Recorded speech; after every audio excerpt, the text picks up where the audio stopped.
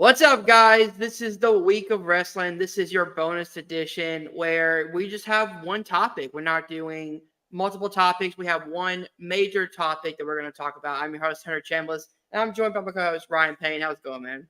Yeah, that, that's all I got. that kind of explains my mood right now. But by the way, before we get into it, how was your Jericho Cruise experience? My Jericho cruise, it was amazing. I loved being on there. I've been on this. This is my fourth consecutive year going on the Jericho cruise. So I've had a mixture of relaxation, stress, and then also exhaustion. But at the same time, like it's a Oh, vacation. Yeah, it's a vacation. I'm going to experience those all at once. There are some moments I'd love to talk about, but beyond that, that's just something I can share for another time if I remember them. I mean, I didn't drink myself to a coma on that cruise, so I'm pretty sure I remember some of that stuff. you're not like some people. No, and I hung out with those people, so All right, guys. So as you can see by the title, yeah, this episode of SmackDown, man, it ended in a way I did not expect. Not only did they ruin Cody versus Roman, but they buried the World Heavyweight Championship on top of that.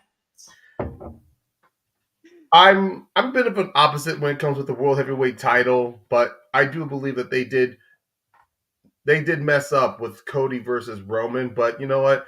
I've come to grips with that because, to be honest, I already raged with another friend regarding how badly they fucked up on 39. So, and also Seth's promo on Raw, that actually got me more intrigued to see Cody challenge him for the world heavyweight title. Not Like because of, two faces, though. huh? So the problem is it's two baby faces, though. You're two top baby faces going at it. I understand what people are, that the people are gonna go to that argument. It's two baby faces, but let's not forget some of the best matches, at least some of the more beloved matches that people talk about WrestleMania have been babyface for babyface. Let's say for example, Ricky Steamboat and Macho Man, two baby faces fought each other. No. Macho Man was the heel in that match. He attacked Steamboat with the Really? with Because the looking at ring because when bell. I watched that match, looking at the crowd, reading the crowd, it seems that it was a split crowd, honestly. Yeah, the crowd loved both of them, but the storyline was that Macho Man took out Ricky Steamboat with he crushed his lyrics with the ring bell, and Okay, Ricky came back and then won the title from him. So Ricky was okay, the I was obvious mainly favorite. watching the matches for the matches, yeah. But okay, but then Hogan versus a Warrior at WrestleMania 6, that was two baby faces. Rock and Austin at 17. While despite what that little ending is with Vince, that was two baby faces against each other. And then of course with Kurt, I mean, well, technically Kurt was a little bit of a heel, but him and Brock at 19, though, that was a pure wrestling match between two excellent athletes. Hmm. I know there's plenty more. Well, actually, one of my favorite matches I loved from WrestleMania 21 was Eddie Guerrero versus Rey Mysterio. Even though it Wasn't wasn't, Eddie the heel in that one also? no, they were tag champions, and Eddie had Oh, picked, okay. yeah, WrestleMania goes Hollywood. It was just Eddie pitching the match. Eddie presented this match to Ray, and Ray accepted, and they were the opening match. They were tag team champions going in, and it was the seeds to Eddie's heel turn. But That's even what it was then, then. Okay. it was a great, yeah. Yeah, at that match, I guess Eddie was still a face. I mean, look, there's gonna be more and more examples I could try to find, but then I'm just gonna be stretching this episode out.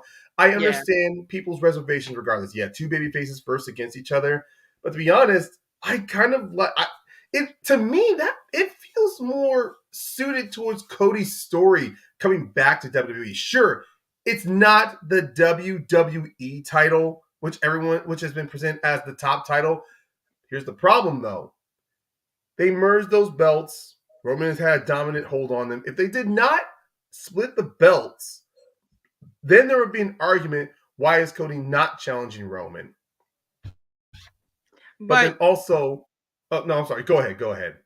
isn't the idea though, like it's still the same? Like even Cody in this promo said it's the same belt that his dad won that immediately got taken away from him in MSG. So they're still saying the lineage, the 52 plus year history of the WWE Championship that Roman has is a part of the WWE Championship lineage. So that means that that's still the belt that Cody's father, Dusty, won in Madison Square Garden. Yeah. So the same thing can be applied here. So what I don't Yeah. understand is why would you? I mean, I get why they're doing it because the Vince allegations, which we need to do an episode on that eventually, maybe when this all comes out fully, where we get the full story. Yeah, because right now we just Um, have that lawsuit listed down, and we can do yeah, a breakdown on each fucking bullet point and clause and on that lawsuit. yeah, but they're doing Rock versus Roman because this is good PR move to get the crowd to be distracted about something else. The biggest Hollywood star is back in wrestling. Think about this and don't think about Vince McMahon being a huge piece of shit. Oh, I'm pretty sure wrestling fans I mean, I'll say it, the fucking internet will be able to split apart that. But yeah, but judging from the reaction that crowd had to him showing up, it is clear that they are excited for this match, and I do agree this is definitely a misdirect. But ever since The Rock had laid down that little announcement on Raw Mm-hmm. on day one, was it day one or was it just the first episode of Monday Night Raw? Yeah, day one. It was pretty clear. He was stating now he's going for the head of the table. Well, even back then, people were already surmising that this was going to happen, and now it's just becoming more. Now it's more and more of a reality. So, I some people, thought I thought that they were going to set up Rock and Roman at Elimination Chamber, just because it's a 65,000 seat arena in a the first pay per view in Australia in a very long time. The Australian government wanted Rock to be in mhm. attendance.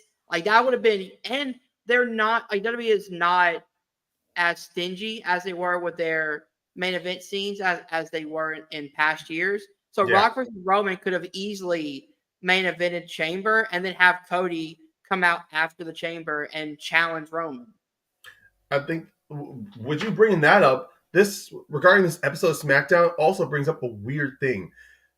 It was not just Cody, but also Bailey. They had both of them make their decisions on the same night, just Mm-hmm. literally. Well, not it's just like days. It wasn't even a weekend. It was days after they won the Rumble.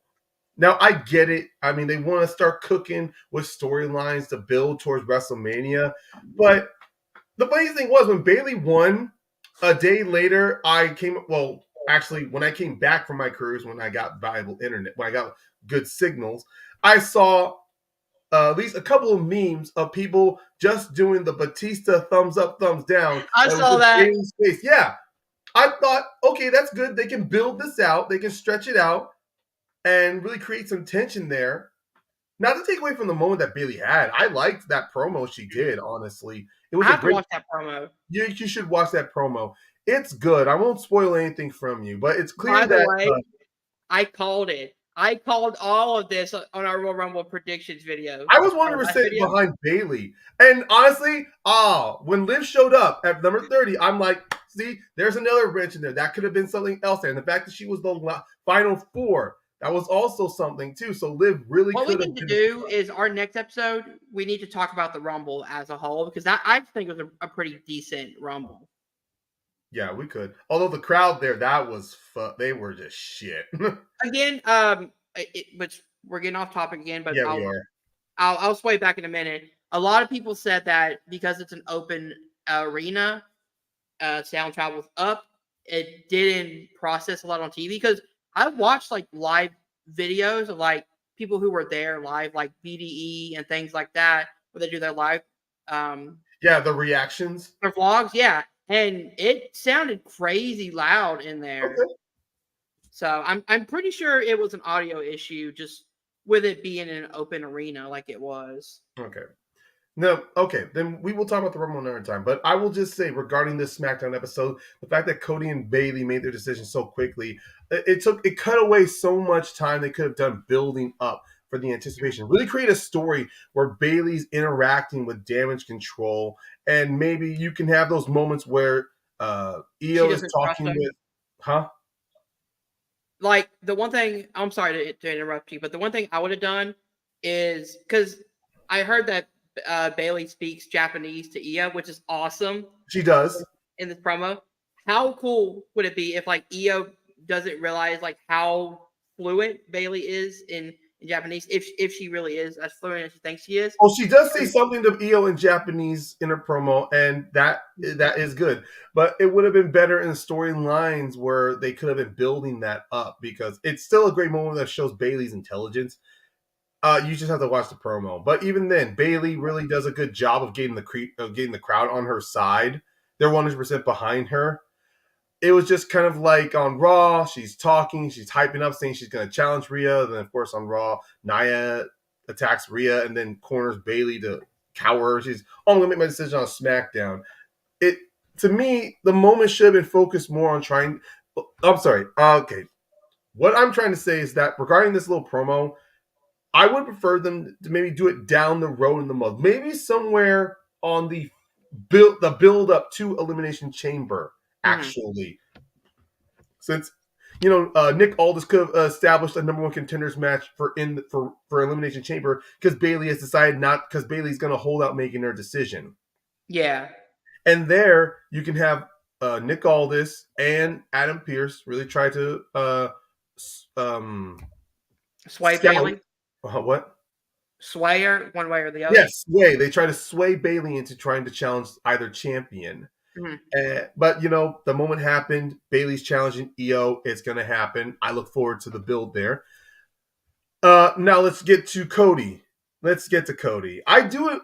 Okay, first off, before we get to Cody, let's just talk about the fucking promo Roman did. Okay, Can I take the lead for this for a minute? you take the lead. You have the floor. So the one thing I get saying have Roman retort to Rollins, I like that. But oh man, when he said that belt is constellation, it's second place, it doesn't mean anything. Pretty much calling the belt trash. And then Cody comes out and does not say anything in defense of the World Heavyweight Championship. He literally boosts up the WWE title by saying, I want that belt that you have, that belt right there, just not at Mania. So the World Heavyweight Championship is now feeling like a second place consolation prize because even the person going for the title doesn't care enough to prove to me why he wants the belt in the first place. Now I definitely understand why you would get why you or maybe some other people would get that impression. To me, I think constantly because I guess for me because I have not shied away from the internet, constantly seeing people talking about if Cody challenges for if before the Rumble, everyone was always saying if Cody wins and he goes after Seth, it's just a consolation prize for Cody just so they can keep it on Roman. And to me, I'm going. If Cody wins and he challenges Roman, that's a consolation prize, honestly. I am sorry, everybody out there, but here's what I'm going to say. They built this thing with Cody coming back last year at the Rumble, winning at 30. They did a great build to where Cody had done a lot of promos with Paul Heyman and Roman about and making it personal, talking about the relationship between the Rhodes family and the NY family and the relationship that Dusty had with Heyman. So much was built up on Cody finishing the story that was kind of set from his dad. To me, and now in hindsight, when you're farther away from it, Cody didn't win at Mania. Unfortunately, he lost. But now you're pushing far away from it. Now here, Seth is kind of on Seth's promo on Raw. He was kind of doing the same thing with Cody, trying to entreat. How about you finish the story that you talked about with your dad? And Cody did the same thing here with my title. To me, I think Cody going after Seth is going to be him to establish his legacy. Not because if people rewatch the Rumble, the moment Cody throws out Punk, remember Punk says, "I'm not losing to Dusty's kid," and Mhm. he's like, "I'm not his kid anymore." And I think even Cole had reiterated something like that. I think this is the start of Cody's. I think Cody going after Seth is going to be the start of him saying, "I'm tired of bringing up my father's legacy. My father, when it comes with my path, my legacy." Maybe it's the start of him becoming a heel. I don't know. I don't know. I'm just saying that there is Yeah. something there in Cody to where he's the Royal Rumble winner now. If he does, in some ways, if he doesn't win at Mania, this can legitimately turn him into a heel. But I'm starting to see the bits of here where Cody needs to, at least for himself, when it comes to finishing the story, finish his story, not the story that was set up through his father, like with him not winning the title. That's why when Cody said that title that Roman carries is the same title his father got at Mania and was taken from him, to me, I'm like, it's starting to sound more to me that Cody is now going into business for himself, not like really going into business for a grand legacy in a way. I mean, I need to rewatch that promo again because so many thoughts I'm coming across from this. And Mhm.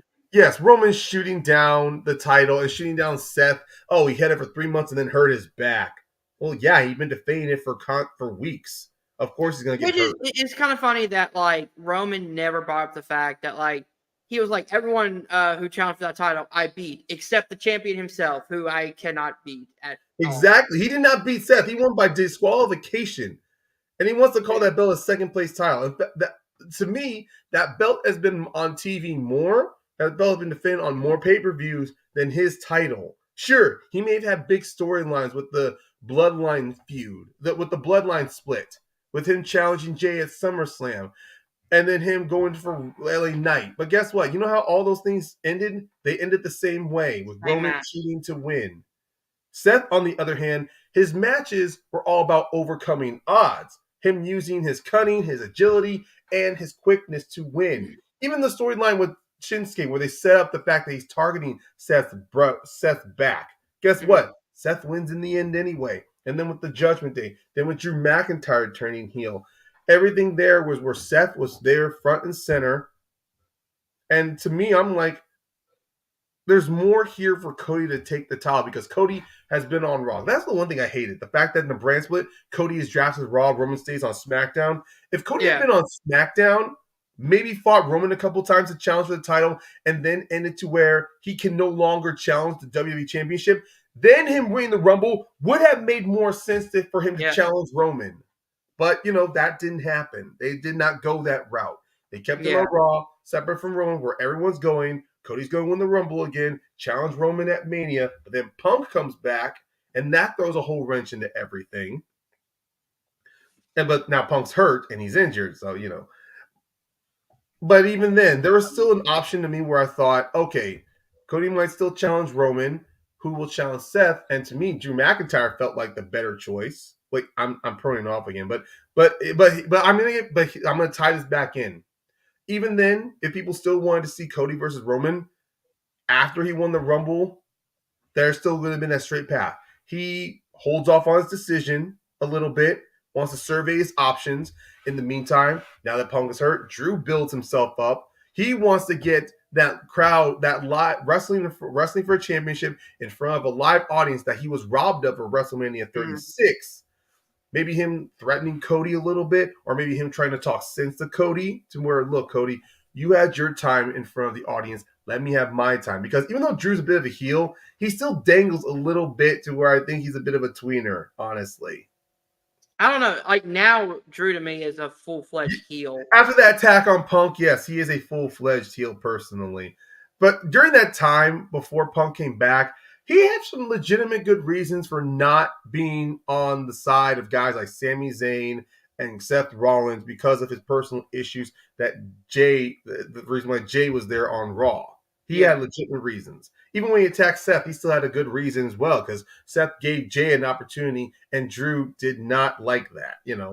Yeah. But then now that he's attacked Punk, he's a full-fledged heel. So here's where I'm tying back in, everybody. Here's where I'm tying back into this whole thing. Cody going after Seth, to me, kind of makes a bit of sense because who is his first opponent back in the WWE at WrestleMania 38? Seth Rollins. The feud he had with Seth that led to him with that torn pectoral muscle at Hell in a Cell. Who's that opponent he fought? Seth Rollins. Seth Rollins so far has yet had a victory, a singles victory over Cody Rhodes. To me, there's already enough splattered in here to where Seth and Cody can be a great match at Mania. Seth wanting to prove to himself that he can beat Cody, that he can live up to he can live up to being one of Dusty's kids, and then Cody coming in going like, "Yes, I did not go for the WWE title, but I think your title would be a great fitting way for me to establish my legacy in the WWE. I may be Dusty's son, but I am not his kid, you know." And then Mhm. from there, has him as World Heavyweight Champion until there's an opportunity of him getting traded to SmackDown, where he will go after the WWE title. Would At make that more point, though, sense. like, would anyone even care? That's what I I'm think saying. Like, I think Cody could get people to care, but you do have a point. Who would want to care because it's not Mania? yeah. To me, if it's not at Mania, where I think people always forget this, WrestleMania is always, it used to be where feuds, like big feuds, ended. For the past few years, it seems like Mania is now where storylines begin. It It's shouldn't been feel a like that. mix of both. It's been a mix of both, honestly. Mhm. Because I mean, it's hard to really track that because if you do look at some WrestleMania matches, there were some feuds that ended, and then some feuds were kind of like WrestleMania was kind of the stopgap, and then it carried on. Like Yeah. Batista and Triple H. When Batista made that turn, he beat Triple H at WrestleMania to become world champion, but they still continue to feud all the way down to Vengeance War in the Hell in a Cell match. Mhm.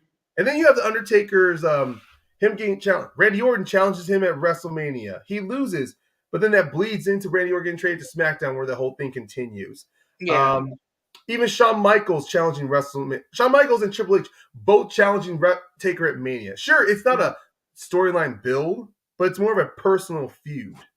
You know, Yeah.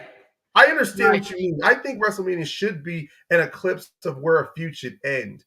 Mhm. But I think since maybe 20 or 21, it has become more of a mixture to where some feuds will end, but personal or longer feuds will continue. And until maybe they stop before, like in the middle point between Mania and SummerSlam. Like, Yeah. I'm really not trying to shut you down at all. I do Oh, think you all are right. right. Yeah. I think you are completely right.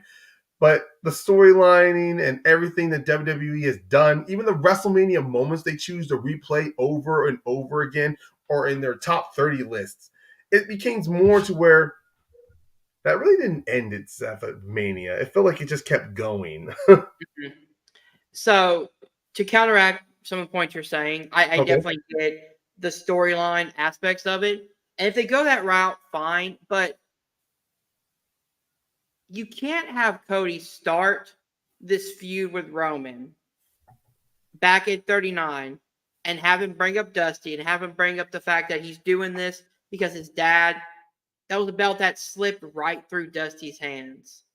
And he wants to be the first Rhodes to have this storybook ending, to just gloss over that because Big Hollywood Rock wants to come in, who's a part of the TKO board Yeah, now. he So is. he has a decision in this, and just bypasses Cody with no good reason either. Cody didn't say in the promo, "Oh, I'm going to get in your head." He said, "No, this dude right here is taking my place." Like, I mean, he said he wants to take everything from Roman, and I get how is that. he taking everything from Roman? Rock's taking everything from Roman at that point. Yeah, the WWE title literally is everything to Roman. He doesn't care about Jimmy. He does not care about Solo. Hell, if the No, Wise Man was taken, if Paul Heyman was taken out and put on the shelf, he honestly wouldn't care. no. And that's the thing. Like, and what sucks even worse is that Mm-hmm. it made Cody look like such a goof. Ugh. He came out and was like, I want to challenge you for this belt. Just not on the grandest stage of them all. Here is a 60-something-year-old Rock who's coming out. Like, I'm exaggerating, of I course, know you're exaggerating. That's why I'm like, oh my god. but like, plus Cody is 3-0 against Rollins. What is Yeah, beating him again going to prove? it's motivation for Rollins. Honestly, I get it, Rollins is not winning though. but even then, you if you even if there's I think with wrestling, I mean, even though if we know the conclusion, does not mean they still won't give us a damn good story out of it. I think a story can be built here. I think there is something here. Since Seth still has to deal with his minor like injury, they're gonna do a lot of opportunities to where Cody's gonna be doing a lot of wrestling in between whilst Rollins is healing. And I don't know. I mean, I get it. I'm not trying to dig out of this little hole that he's made. I'm just like I'm really trying to see that something can be built here. To be honest, my friend James, he did a better job of how on our we have an episode on our podcast where he pitched an idea of how Cody should finish the story if he won the Rumble. And honestly, seeing what's happening right now, I prefer James' version than what's happening right now. And that's a Plus, it makes no sense because at the Rumble when Cody won, he pointed right at Roman, and the camera pointed towards Roman Reigns. It wasn't like you could be like, "Oh, he pointed at Rollins." The camera pointed at Roman, holding his title up. yep. That means nothing anymore. I just, dude. It's just meant to be Plus, a moment. Rock's not winning this match. So it's going to be another fucking year of the Roman title reign that nobody cares about anymore.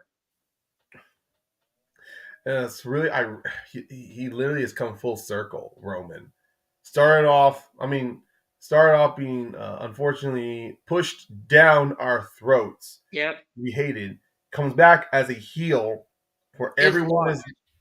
Well, at first everyone's digging this new turn, and then the bloodline happens where he's being loved. Honestly, to me personally, they make the biggest mistake unifying the WWE and Universal title. Yep. Biggest mistake. That is why this hole is there. Because Vince, who, thank God he's fucking gone, thought, Is he oh, though? This booking decision, bro. the booking decision, yeah. The problem is they can't change everything overnight. It's still going to happen. But even then, unifying those belts at Mania 38 was one of the dumbest things ever. And for having Brock, once again, Brock taking the belt off Big E, that was a big, stupid decision. Then unifying the belt at Roman, biggest fucking dumb decision. And then every now and then Roman fights, and then Brock comes back. They wrestle. Brock's gone. Roman fights. Brock comes back.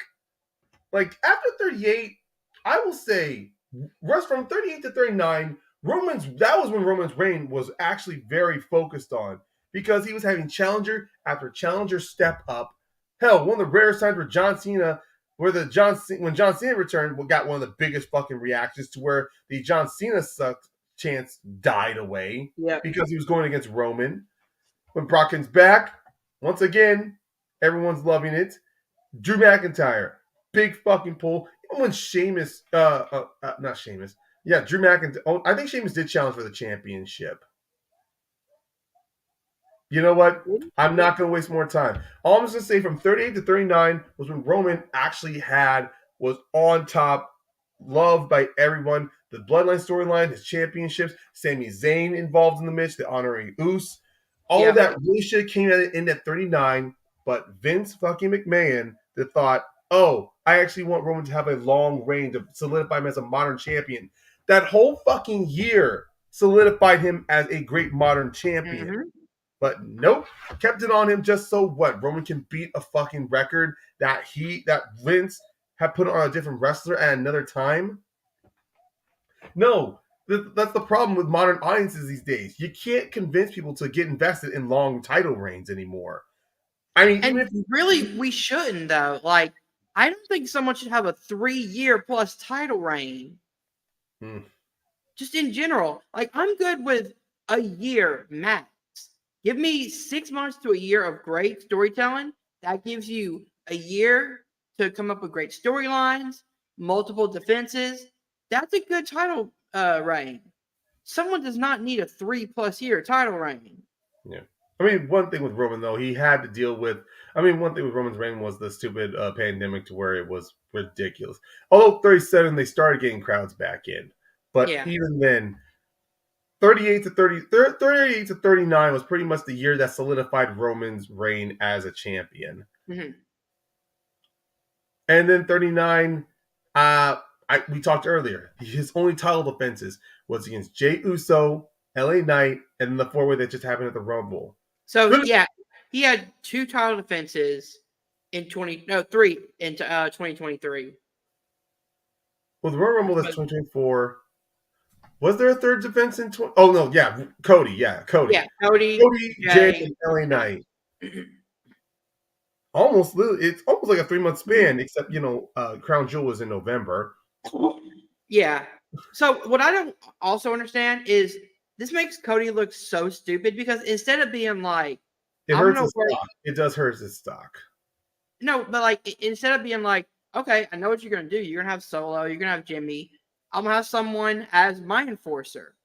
Rock comes out. That still puts Rock in the main event scene. He's the special enforcer, making sure that the bloodline doesn't get involved, which is what he would do.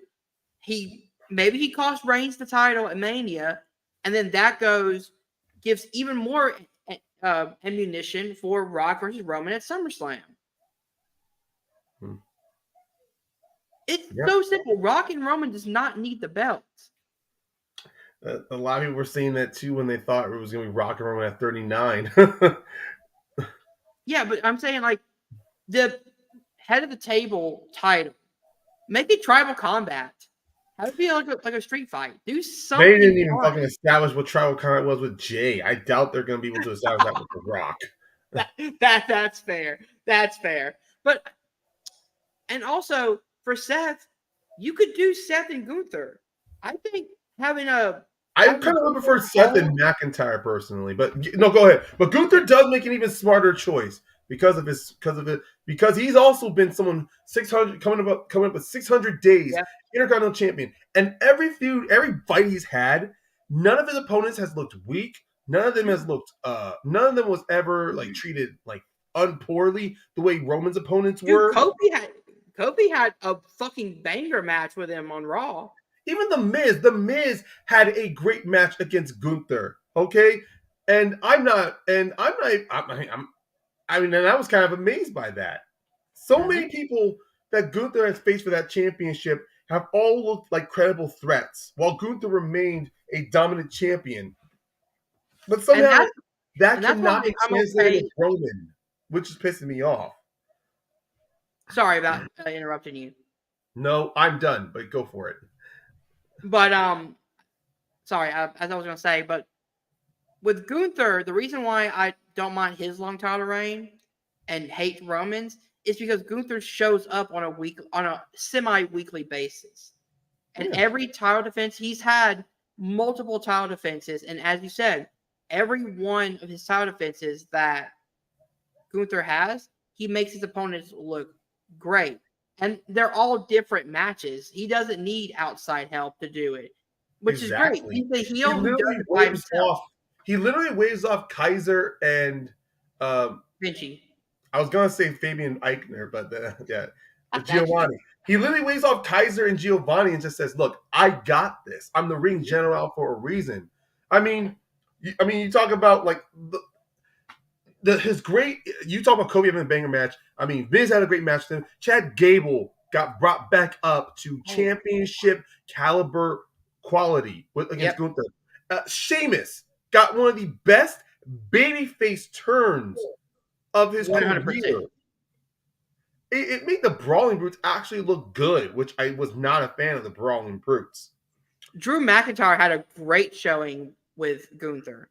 Yes. So the show. Go ahead. No, actually, I've had too much mic time, so keep going. No, I mean it's fine.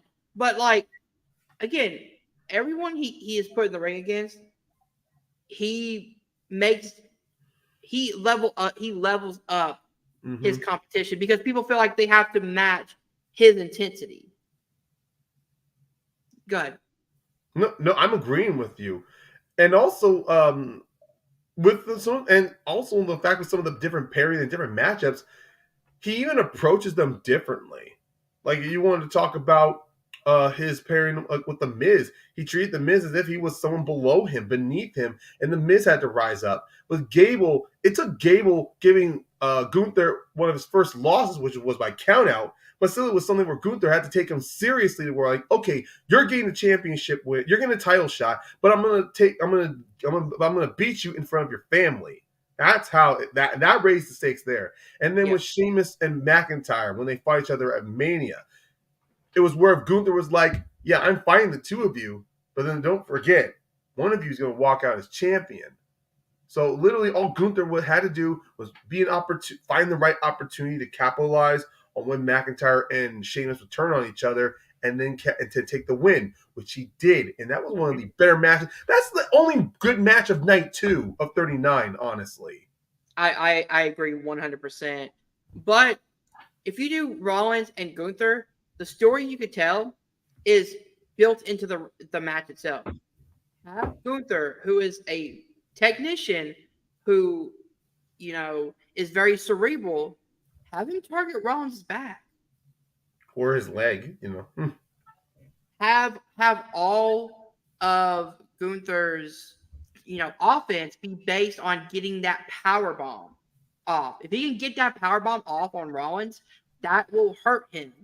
That will almost break his back, and then you could have work around that with Rollins maybe doing high flying moves again to try to get Gunther off his feet. Yeah. Because if he can pick up the pace in the match, you can get Gunther off his game. So you have a really good cat and mouse. And if Gunther wins, then he could have his Ultimate Warrior moment from Mania 6, where he holds the World Heavyweight Championship and the IC title up at the same time. He vacates the IC title, and they have an IC title tournament. That title has already been prestigious because it was on Gunther. Now you carry that on through the tournament to another champion. As long as they don't take that belt off him. If Gunther would be going towards Cody. Yeah, there's so much that happened on this episode of SmackDown in that promo that just it made my excitement for Mania drop so low. Because you could have done anything else. But you're doing a match where we know that Roman's winning. Then we got to deal with another year of this boring title reign. Cody looks like a goof. Like Well, I'll be there are honest. The promo really didn't make him look like he was thinking 5 steps ahead.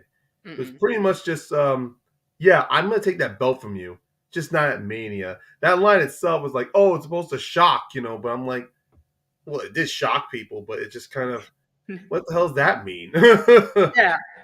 So at this point, it's just like keep Cody on Raw. Like don't have him go against Roman because at this point, no one's going to care.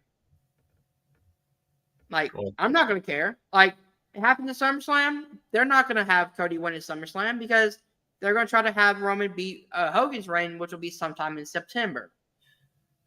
and that's not, and I really don't like that. I mean, if the goal is really for Roman to take is to beat Hogan's record, oh my god, it's just you really need to find something like really set up. That's the problem. The fact even Roman's promo, I've beaten everybody.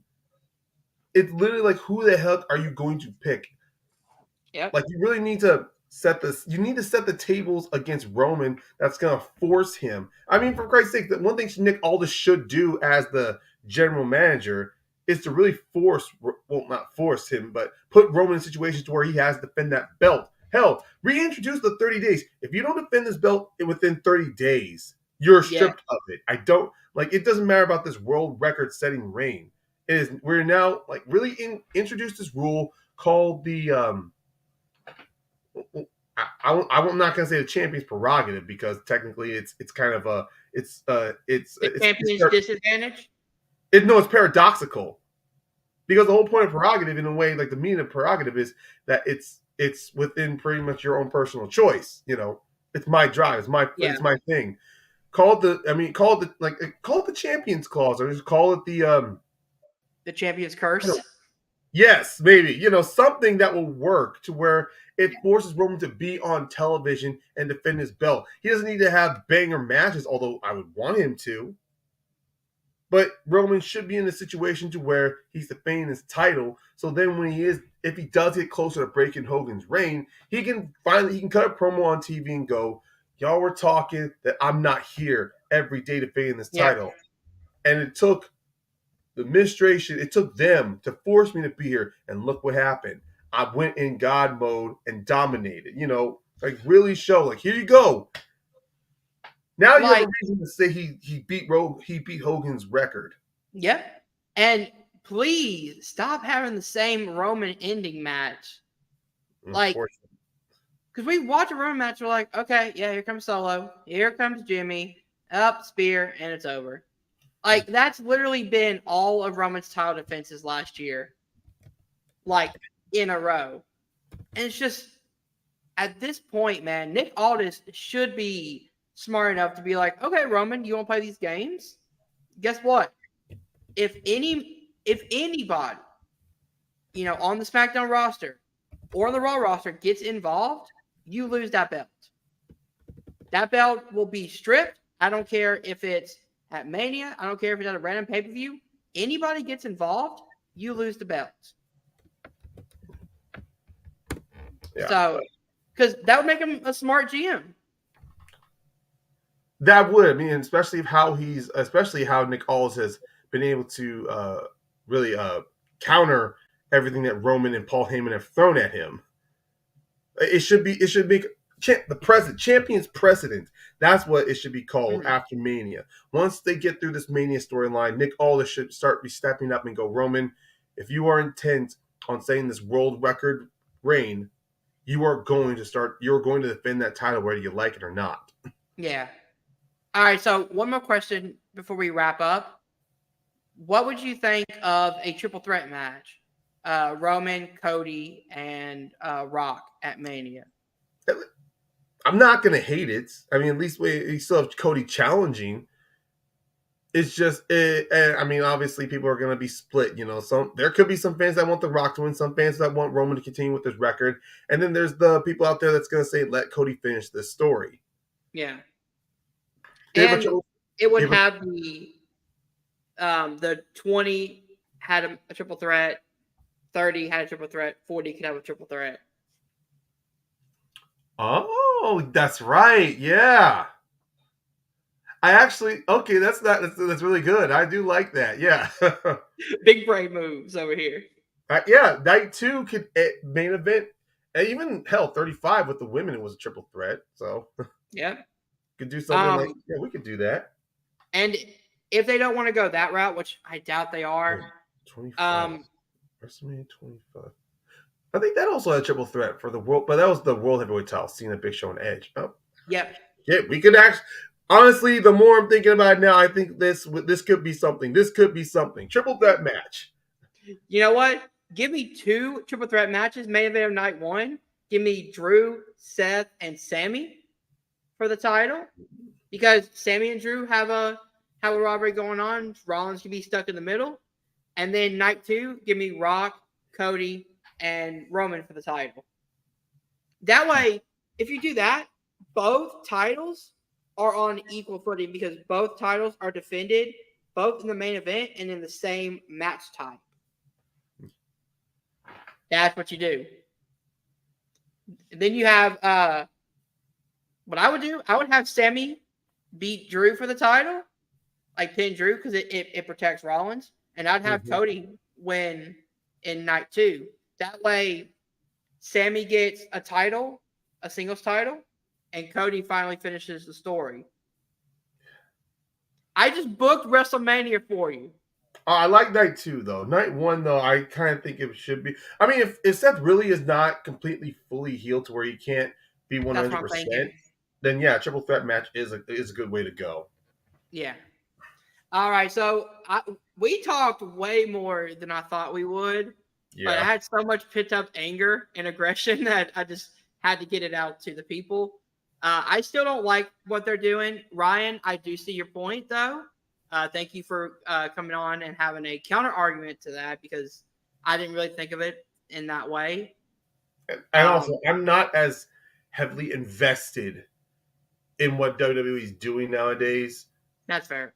So I'm honestly looking at everything from an objective Yeah. standpoint instead of being like I'm passionate still about watching it, but I've been slowly getting back. I've mainly been focusing on just watching highlights and promos, not the matches themselves. Outside of a few Hmm. from Gunther, I was at least checking out Becky's NXT run.